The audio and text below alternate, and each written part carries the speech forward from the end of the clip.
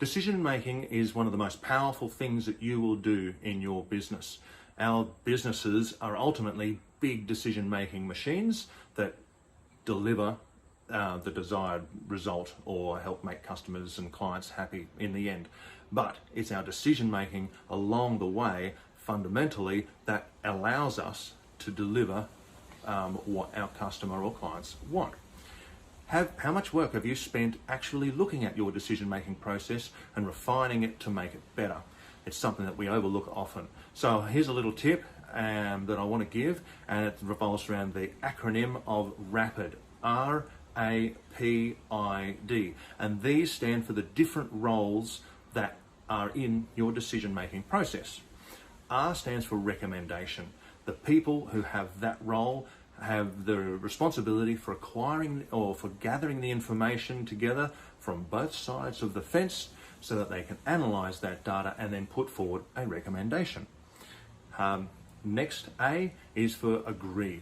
These are the people ultimately who sign off on there. There might be a budgetary or a legal or an organisational sort of strategy perspective that needs to be signed off on, or it could be other areas within the business that needs to be signed off on.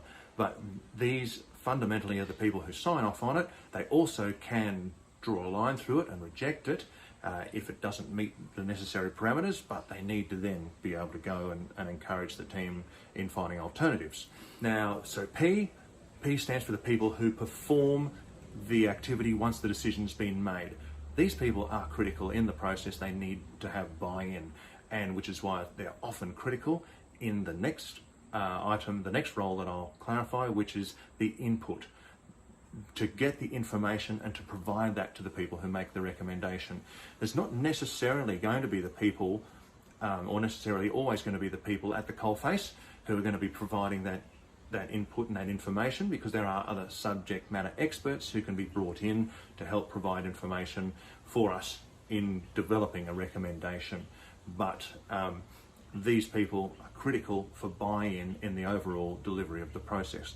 And that brings us to D, the final role in this process, which is the decision maker.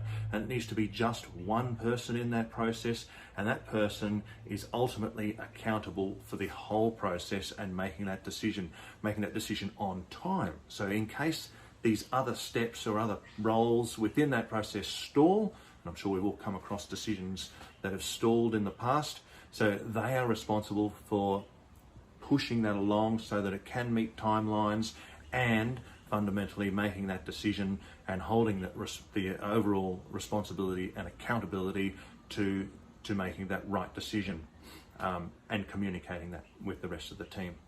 If you've got any questions or you'd like to learn more or discuss this issue more, please give me a message or give me a call. I'd love to have a talk with you about it.